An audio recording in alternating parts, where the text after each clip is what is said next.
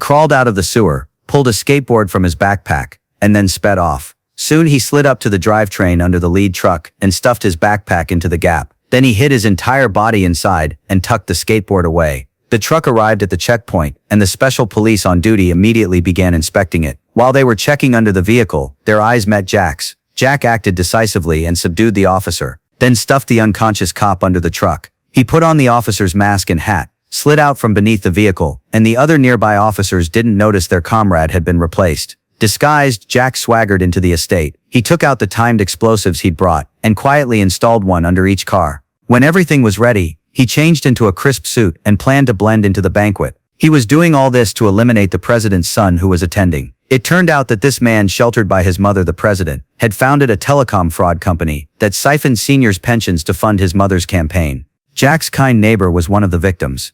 3 days earlier, when she checked her bills, a red warning popped up on her computer. A powerful virus has infected your PC. Call support now or your data will be erased.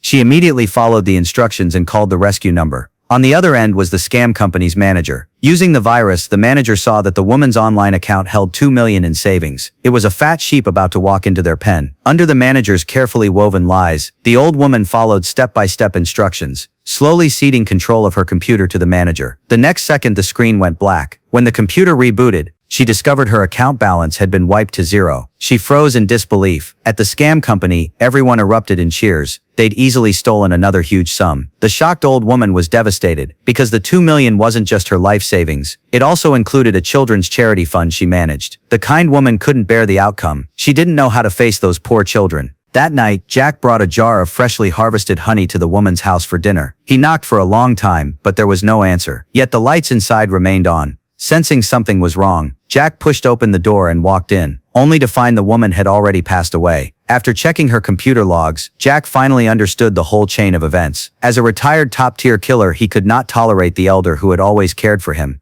being cheated in such a way. He immediately launched an investigation. At that moment, he was not after money nor revenge. He only wanted to restore a little justice to the world.